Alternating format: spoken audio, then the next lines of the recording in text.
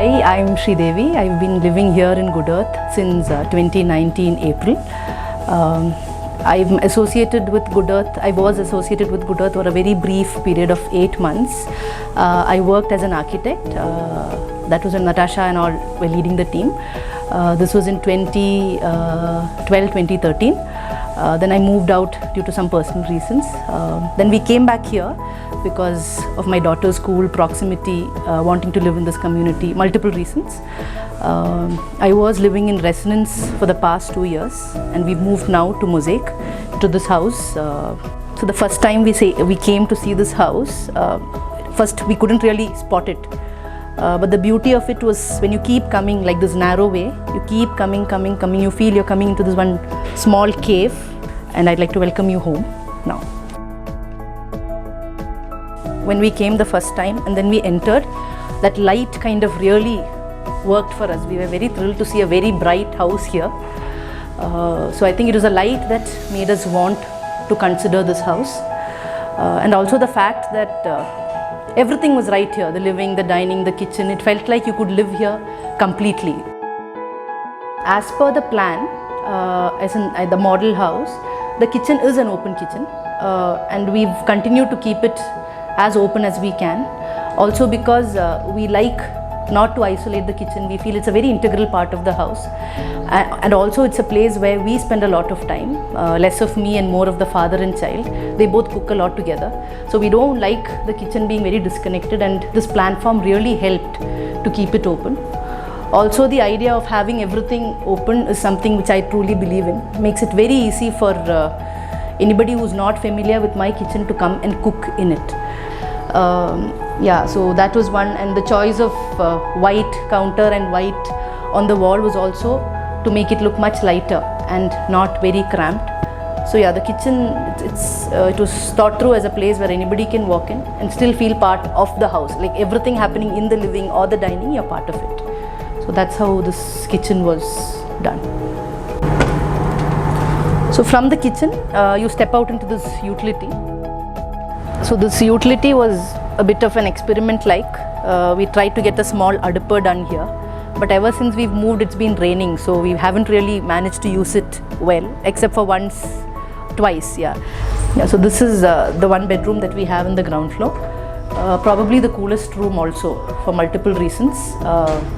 One, I think this is more shaded than all the other rooms. So what you see here is again a very old furniture from Srinath's grandparents' place. And this is where I spend a little bit of time to do a little bit, if I have to work. This is like my study. So that's that about this room. So the stair, this is one element about this house which I feel is a very different one from the regular GoodEarth homes. This is like one straight flight of steps up. It kind of also defines the axis of the house. It's like one straight bogey kind of house. Even the stair adds to it. It's like that. So at multiple places we had to work to figure out how to break that linearity this house has. As far as passages are concerned, room alignment is concerned. So but yeah, initially there was a little bit of not happy with the stairs, but I think we've grown to like it. So this is my daughter's room, Maya's.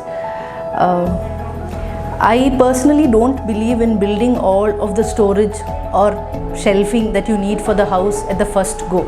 What is basic necessity is your wardrobe. That has been built. Everything else I feel has to organically come. You have to live in that space, understand what you need, and then you build. So which is why you see most of her things are everywhere. We're still figuring out what works for her. Does a chest of drawer work for her, or is it an open shelving that works for her? So I wanted her to live in the space a little bit, then observe what she needs, and then come up with that kind of woodwork. For her, the bed, we've kept it like a low floor platform bed. Also because if you look at children, they're always playing in the room, and if you have a bed which stands up, I feel it kind of kills the size of the room that you get to play. So this works perfectly also with respect to play, and also the kind of sleepovers the kids have here. We have 4 or 5 of them coming, so I kind of put them all together in one room. And this also takes away a little bit of my own worry about her falling off the bed. So I think multiple reasons put together, this platform worked for her and for us. Yeah, so this is the master bedroom. What I like about the room is the whole wardrobe storage happens at the entrance, and you get the whole room as a clean space.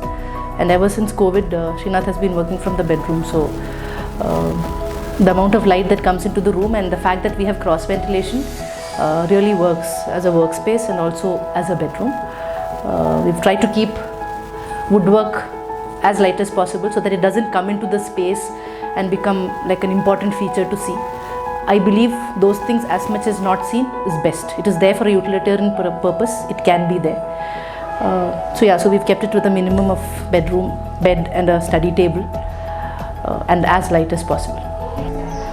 Yeah, so this living space, see like how the whole house is, every room is very, very bright. I think that's a positive of the house, and that's also something we really like about the house. As far as this living is concerned, we have light coming from the terrace, we have light coming from the skylight, and there's this big window which also brings in light to this living space. And this whole wall kind of adds another color and texture to the space. It kind of binds it together. We are still figuring out how this space has to work. We put whatever furniture we have. Yeah, this will be where TV and entertainment will be, but this is a space still trying to figure out what is happening. And I think that is how houses should be, right? You don't define a space saying it has to work only in a particular way. And these homes give you that freedom. It's given you a space with light, color and all of that. So it's up to you to keep changing and keeping it however you want. We have moved in with pretty much all the previous furniture we had. And a lot of it is what you call hand-me-down from Srinath's grandparents, my parents. So except for few furniture which we bought, most of it are from our ancestral homes, and there's a lot of stories associated with it. And I also believe in furniture which can keep moving. I don't like a space to look permanently in a particular way. Even in my practice, something which I tell clients is don't have fixed stuff in your space. The dynamics of being able to move things around and have a different looking living room every other year or something is beautiful, I feel. So the dining room opens out two ways. One goes to the veranda. We also have this opening which opens out into this garden. Being a corner plot, we've had the advantage of a garden which runs like an L.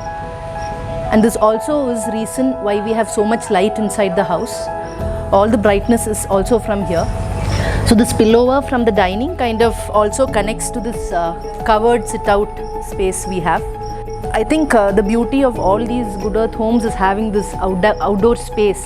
So to have a huge garden like what this corner houses have and not have a space to come out and sit to did not make sense. So if you have a garden for you to be really enjoying it, I think you need that space to come out to. And what we are hoping is the space will become that active space of the house at some point, because we've just started growing into this house and so I think we hope it will work out at some point and have a lot of activity in the outdoors.